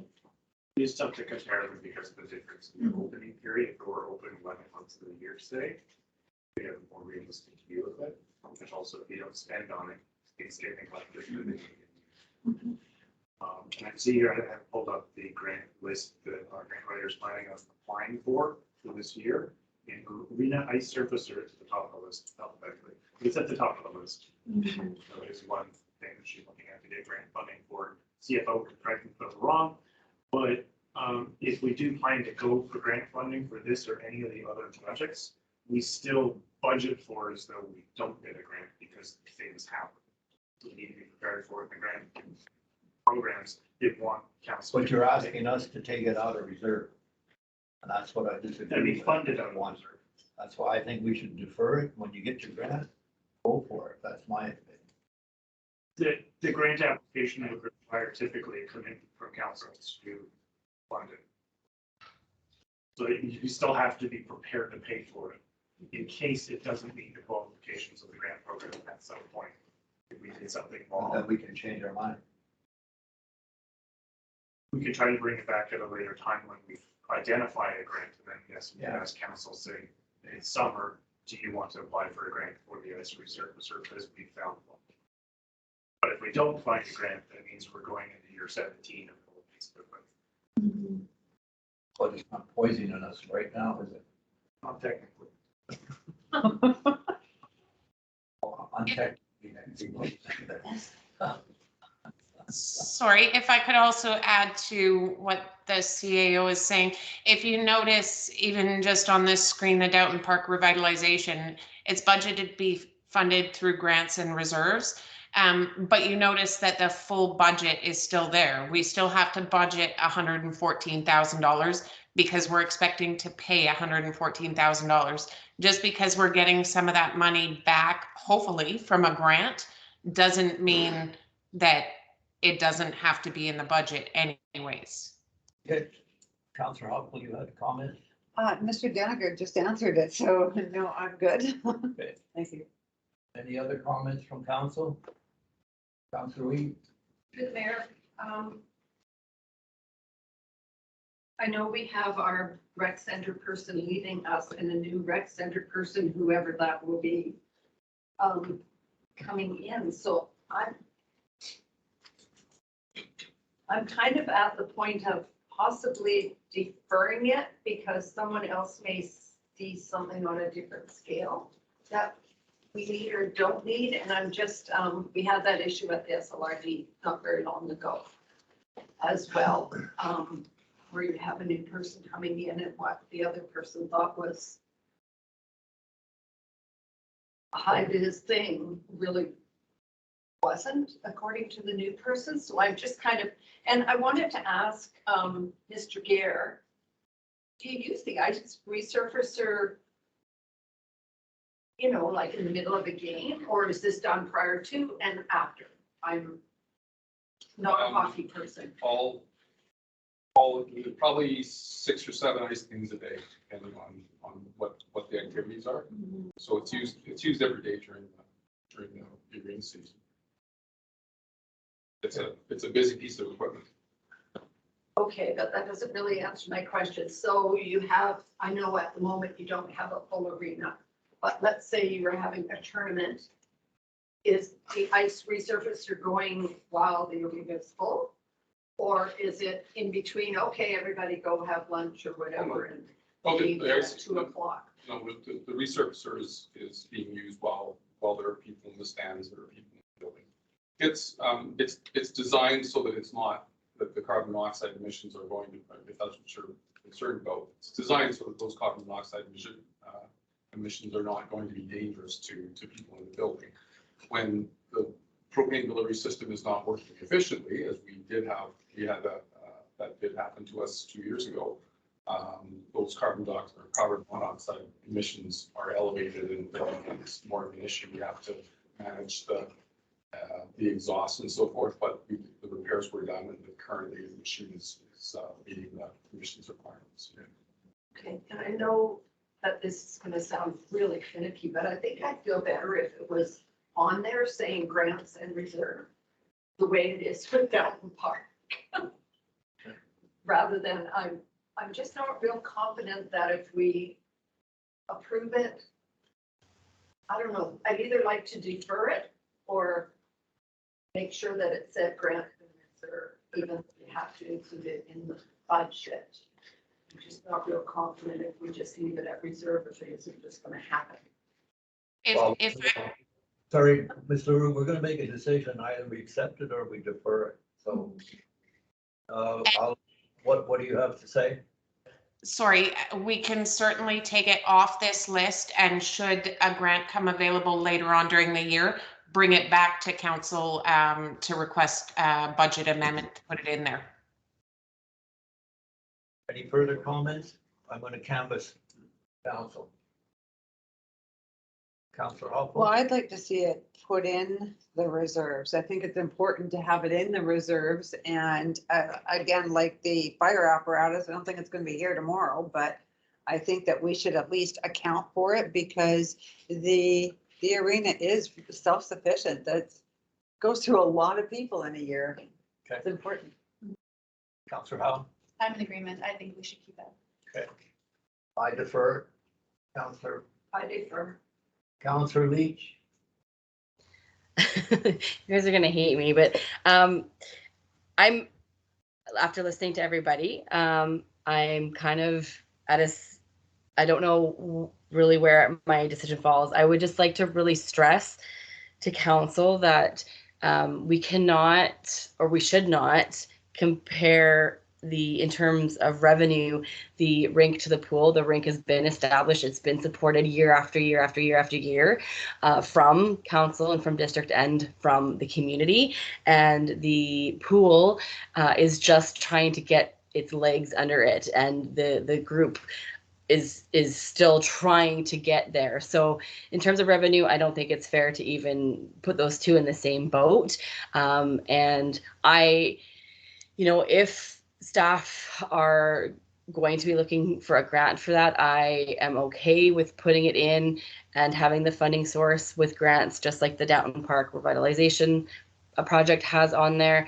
But again, I just would really like to stress that we, and whether it's to Mr. Gare or to the person who fills his boots, that the pool is important, and we need to continue to stress that to the community, because the community is going to look at these numbers and scoff. They're going to say, oh, you're only putting $115,000 into the pool, yet there's the ice arena getting $180,000. They don't understand where the different money is coming from reserves. They're just looking at that dollar amount. So I think it's just a perception thing that I would like council to be aware of.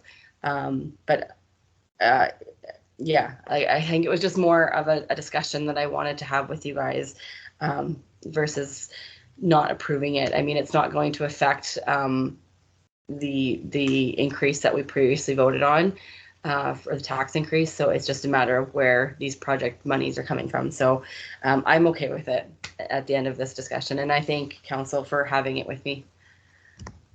So I need that confirmed. So you accept rather than defer? Yeah, I can accept it. Okay, good. It's accepted. Let's move on. Next item, Ms. LaRue. Where are we here? Through the mayor, sorry, you guys were so fast. You made it all the way through all of next year's projects, or I should say this year. Sorry, I'm working on last year, so that's this year, and it's really confusing. And finally, the only thing that I would say is the final page of your agenda package shows the 5-year financial plan. That 5-year financial plan includes all of the projects that you've decided on tonight, which, if I'm not mistaken, council has okayed each of those projects. So they will continue or will remain in the 5-year financial plan. As well, the 5-year project listing that is in that budget report, those are also within the 5-year financial plan. However, just like this year, each year those one-time projects come back to council each year for their determination whether to go ahead or not. Hey, Mr. Taylor, oh, sorry, go ahead. Through the mayor, if I could ask, I'm not sure who takes care of parks and trails. Is that rec, or is that public works, or is that a split of the two? Trails are typically public works. I just had a question on that, and I don't know whether to ask it here or not. I just know that Please ask it. through the SLRD Sea to Sky corridor, there seems to be a lot of trails that are funded and taken care of through the SLRD. And I'm wondering if any of ours are, or is it all district responsibility? Does anybody know? Within our boundary, it would be our responsibility unless we have an agreement with the regional district. Typically, it would be a trail that goes across multiple jurisdictions. If I can interject, SLRD pays for trails right inside Pemberton. Yes, they do, and they paid for the upgrading of the signage and this, that, and the other, and I'm kind of wondering, between Area B and the District of Lillooet and area, well, out into Goldbridge, Braylorn, why we wouldn't. Someone told me Possibly there's look a new into some CIO of that. moving there. That's something you should push with them then. Good point, Counselor. Okay, thank you.